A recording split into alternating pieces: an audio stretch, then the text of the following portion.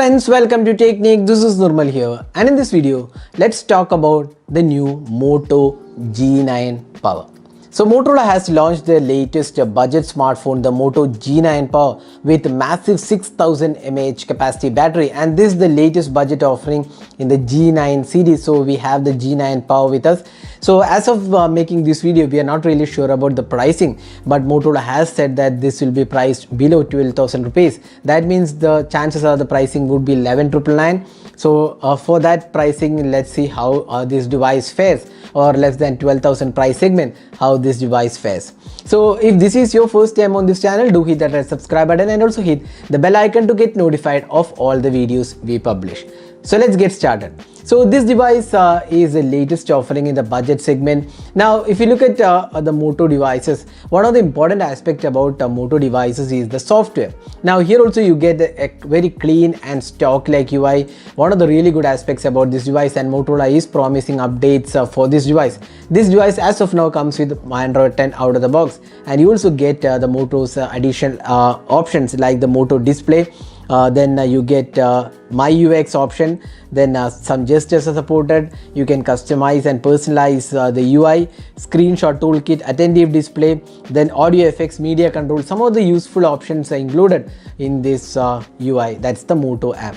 So software wise, it's a plain and stock Android, but it's not under the Android One platform, but it has very clean UI, and Motorola is offering updates for this device. So that's something which is pretty good. Now one of the important things about the UI is that this is very clean UI, no ads supported. So if you're looking for very clean and very basic simple UI, then definitely the Moto G9 Power is a good device here with in respect to the software. Now let's talk about the design. So Motorola is using almost a similar kind of design you saw on the Moto G 5G version. You can see that the squarish camera layout, you can see that it has a triple camera setup. We have a 64 megapixel primary sensor, then you get a 2 megapixel macro sensor and a 2 megapixel depth sensor, and you can also see that LED flash, everything combined together into a single unit, which actually looks good. And you can also see the fingerprint sensor with the Moto logo. And one thing you can actually notice is there is a pattern on the back panel which actually gives it a good in-hand feel. In fact, this is a matte finish and gives it a good grip altogether, and the build quality again looks quite good. Now the thickness of the device is not very slim. You can see here it's slightly on the thicker side. Now if you look at the front panel design, you can see that this is the punch hole display. You can see that it has a larger 6.8 inches HD plus resolution display, and it's a punch hole display. Now you can see that the bottom bezel is slightly on the high side, but again considering that this is a budget smartphone, we wouldn't mind that. Now you can see that there is a Google Assistant button, dedicated button included here. Now the button has been given a slight curvature which actually feels quite good. Now you get the SIM card slot here. Now this is having a hybrid slot. It's not a dedicated SD card slot, so it's a hybrid slot. It comes with 4GB RAM and 64GB internal storage. Now this device is definitely a bigger device. You can see a larger display means it's a kind of longer device. Now the weight aspect is kind of okayish, I would say. Now the in-hand feel is also quite good, although it's slightly bulkier device because of the thicker design, but still it's manageable because of the large display, and it's an HD plus resolution display. Now the display quality as such looks quite good. Now you can see that the display quality definitely looks good. The touch response feels pretty nice, and even the viewing angles are quite okay. Brightness levels are also adequate on this device. So display looks quite good on this device, even though it's an HD plus resolution display. Ideally you would expect a full HD at this price segment, but now I think most of the smartphones are coming with HD plus at this price segment. Now next let's talk about the camera. So as I said before, we have a triple camera setup. So we have a 64 plus 2 megapixel camera. It's a macro sensor, but it misses out on the ultra wide angle camera. You also get a punch hole selfie camera. So camera UI is quite similar to what we have seen on the Moto G 5G, and you do get additional features here like the cinematograph, spot color mode. So all those things are included here as well. Now the camera UI offers a video recording, portrait, and all the basic options are included. Now video recording maxed out at full HD 60 FPS. There is no 4K supported.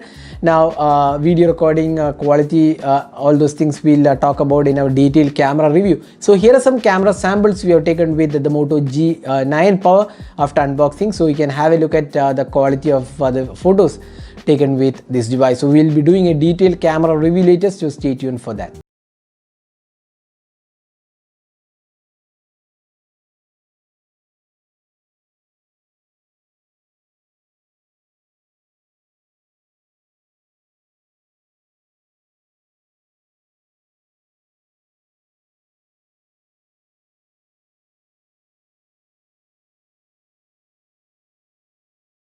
This comes with a massive 6000 mAh capacity battery. That's the highlight of this device.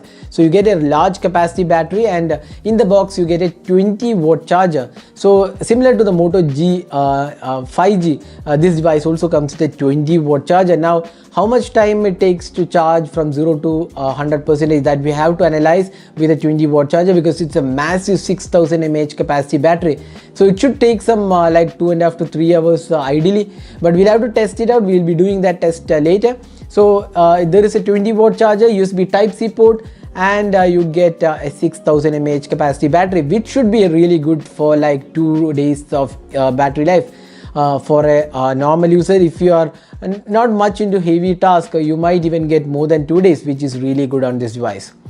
So now looking at the pricing, it should be below the 12,000 price segment. We feel this is definitely a good device. It has a pretty good camera setup, 64 megapixel camera. It's powered by the Qualcomm Snapdragon 662 octa-core processor, and it has 4 GB RAM and a 64 GB storage. Now Snapdragon 662 is kind of a decent chipset for the 12,000 price segment. We have seen few devices from MediaTek powering the Helio G80 and Helio G85 processor. Now this is also kind of similar in terms of overall experience. The Snapdragon 662 is quite a good chipset for the budget segment, and you get 4 GB RAM and a 64 GB internal storage. So that's the hardware aspect. So overall, if you look at the price segment, the Moto G9 Power definitely looks quite a good offering because of the clean and stock Android experience. That's primarily one of the highlights of the device, because most of the smartphones nowadays show ads. I'm not saying all of them show ads, but a majority of them have ads or annoying notifications, annoying apps, bloatwares are installed. But here you get a very clean UI, that's the highlight. And apart from that, you get a massive 6000 mAh capacity battery, decent performance in terms of the Snapdragon 662, and you get a 64 megapixel quad camera. You also get NFC support, and there is a splash resistant coating also included. So all in all, we feel Moto G9 Power is a good offering in this price segment. It may not have the higher end specification, but the experience definitely looks good on the Moto G9 Power. So that is a hands-on with the Moto G9 Power. Hope you enjoyed watching this video. Do hit that like button and also hit the subscribe button for more videos. Thanks for watching. Hope to see you in our next video. Have a great day.